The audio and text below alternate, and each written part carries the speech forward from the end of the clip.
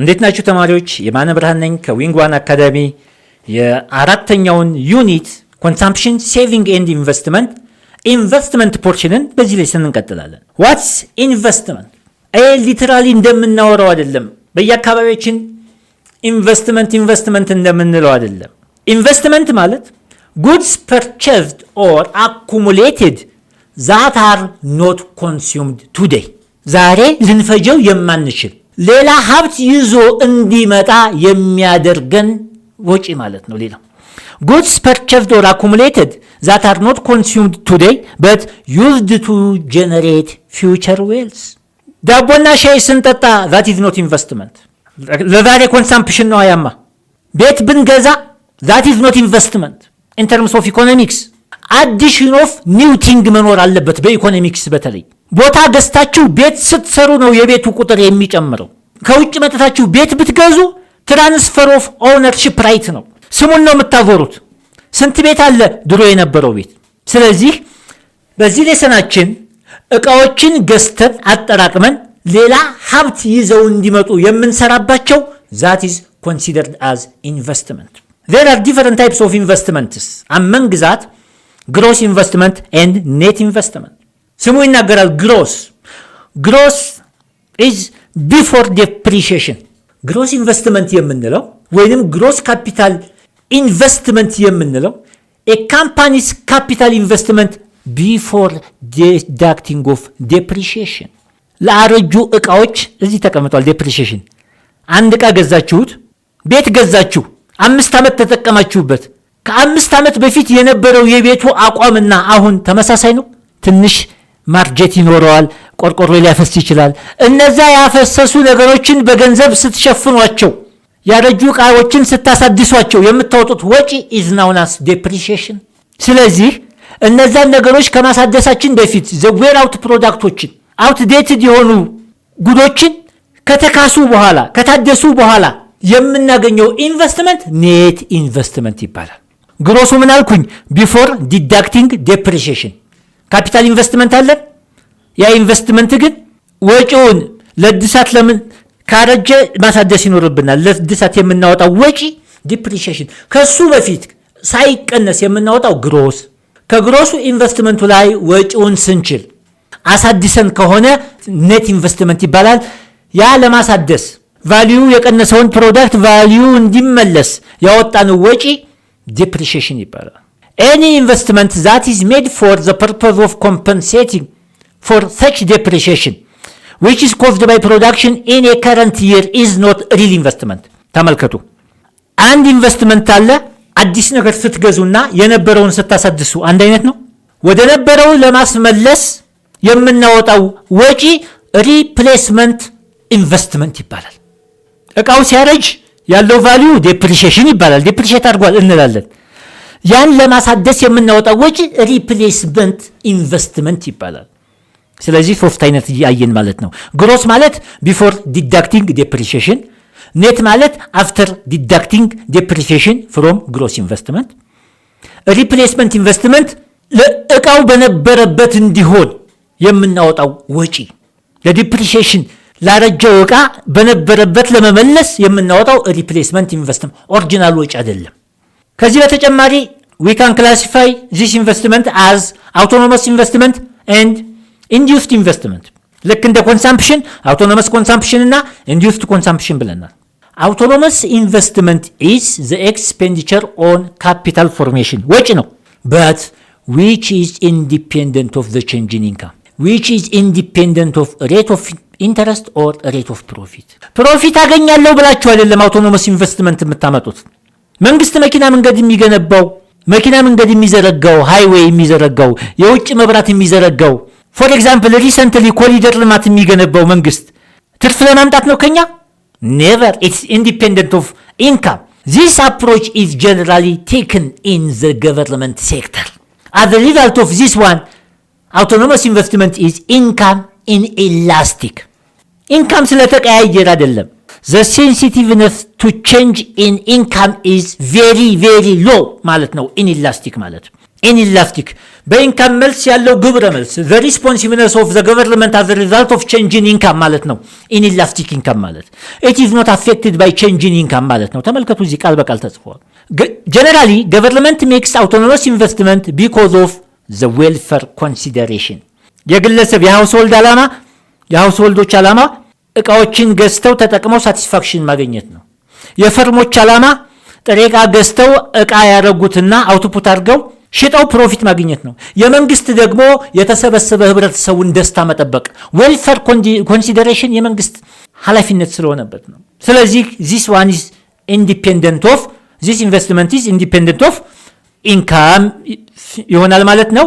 ይህኛውን ስንመጣ ሁለተኛው induced investment is investment which is made with the motive of earning profit or income ይህኛው induced ማለት ደግሞ income elastic ገንዘብ የሚያመጣ ከሆነ ኢንቨስት የሚያደርግ ገንዘብ ካላመጣ ፕሮፊት ካላመጣ መሸሽ ማለት ነው። this kind of investment depends directly upon profit expectation አለቀ። most of the time በኢንቨስተሮች በፕራይቬት ኢንዲቪጁዋል ኢንቨስተሮች ይሄን ገንዘብ ለማግኘት እንጂ ለጽድቅ የሚሰራ የለም። አይታችሁ ከሆነ ባለሀብቶች የምንላቸው ገንዘባቸውን አፍስሰው ከአፈሰሱት ገንዘብ በላይ መሰብሰብ ስለሚፈልጉ ነው። because they are directly depend upon their profit expectation ለምሳሌ factors like price, wage, interest change that which affects profit influence induced investment የፕራይስ የዌጅ የኢንተረስት ሬት ቼንጆች induced investment ላይ ትልቅ ተጽዕኖ አለው because የዋጋ መቀየር የኢንተረስት ሬት የሰራተኛ ዋጋ መቀየር የማገኘውን ትርፍ አፌክት ስለሚያደርገው ስለዚህ አውቶኖመስ ማለት ከኢንካም ጋር ምንም ግንኙነት የሌለው ኢንቨስትመንት most of the time በገቨርንመንት የሚሸፈን induced investment ደግሞ ፕሮፊት ለማግኘት ከኢንካም ጋር ዳይሬክት ሪሌሽን ኢንካም ኢላስቲክ የሆነ ነው ማለት ነው።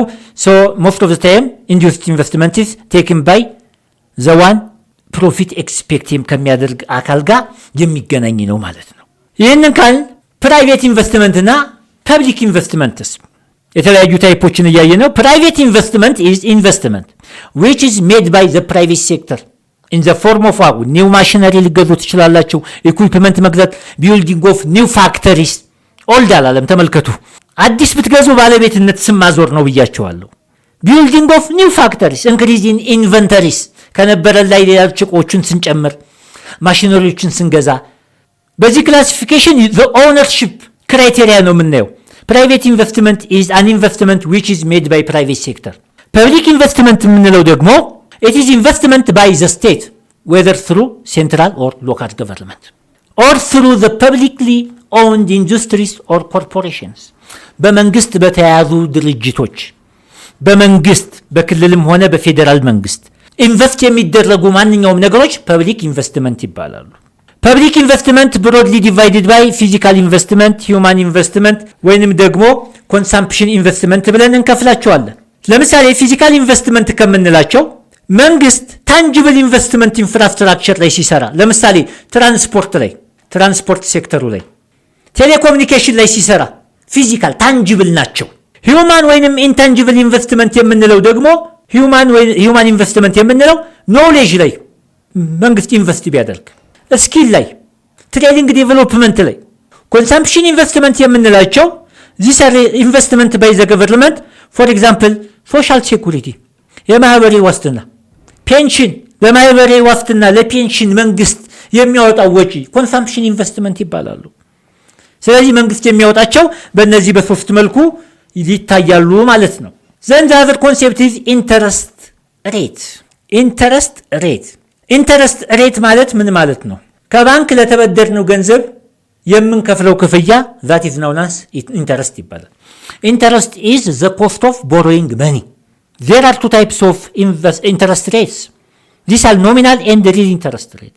Nominal interest rate refers to the interest rate before taking inflation into account. Inflationን ሳያስብ it is not corrected for inflation.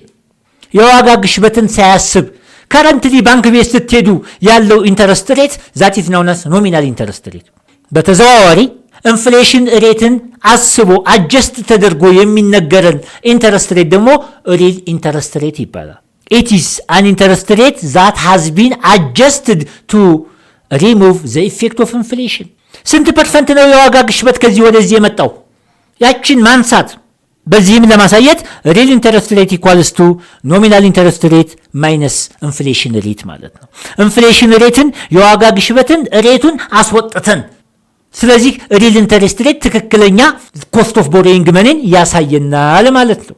ይህንን ካልነ ዋና ዋና የኢንቨስትመንት ዲተርሚናንቶችን እንመልከት። አንድ ባለሀብት ወይንም አንድ ግለሰብ ወደ ኢንቨስትመንት አዲስ ፕሮጀክት ኢንቨስትመንት ላይ ሊሰማራ ቢል ምን ፋክተሮች አሉበት? what are the main determinants that affects investment? the first one is national income. national income አደገ ማለት ኢንቨስትመንትም አብሮ አደገ ማለት ነው። if national income increases, investment also increases.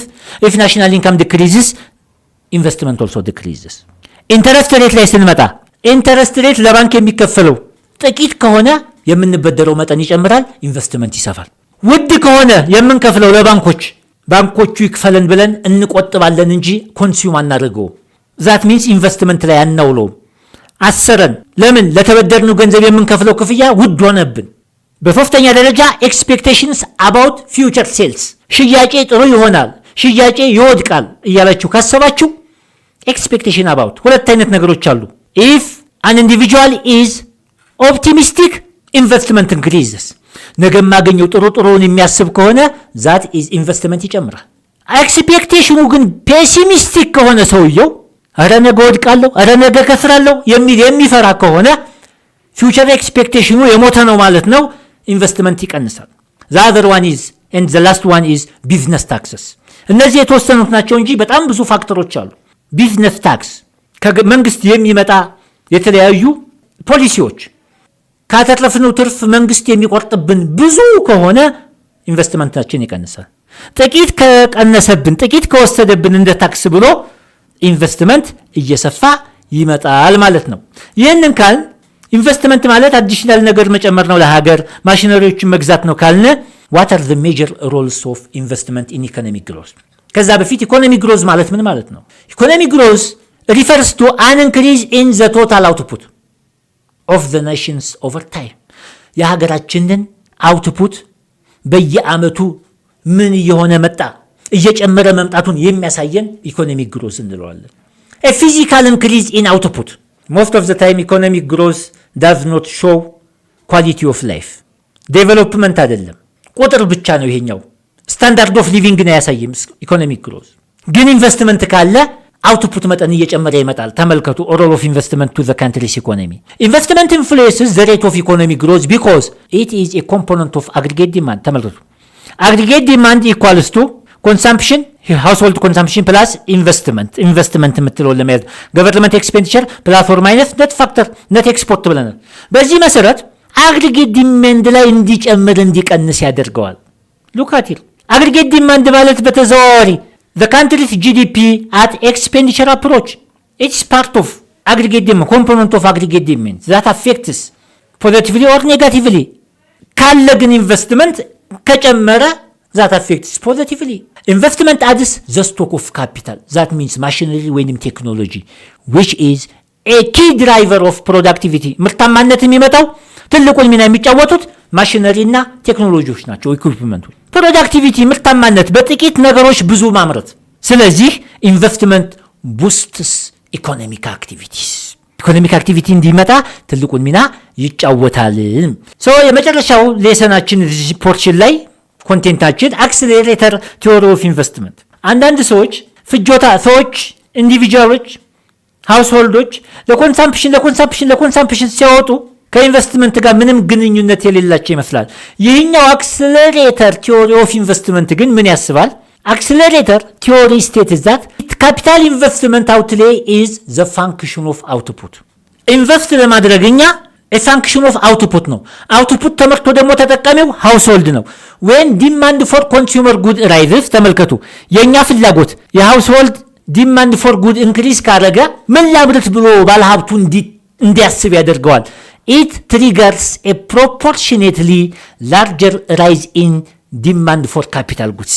ተመልከቱ የኛ ፍላጎት የያንነችን ፍላጎት እየጨመረ ሲመጣ ባለሀብቱ እንዴት አድርጌ ነው ፍላጎታቸውን ማረከው ብሎ ሲያስብ አዳዲስ ማሽነሪዎችን እንዲጨምር ያደርገዋል። አዳዲስ ማሽነሪዎችን ጨመረ ማለት that is investment። ተመልከቱ rise in consumption leads to rise in demand. rise in demand leads to rise in investment። ሰው ለማጠቃለል እነዚህን ሁለት ጥያቄዎችን እንስራ። የመጀመሪያው ጥያቄ which of the following is an example of induced investment? ምንድነው induced investment ያልነው? ሁለት አይነት ኢንቨስትመንቶች አሉ፣ አውቶኖመስ እና induced investment።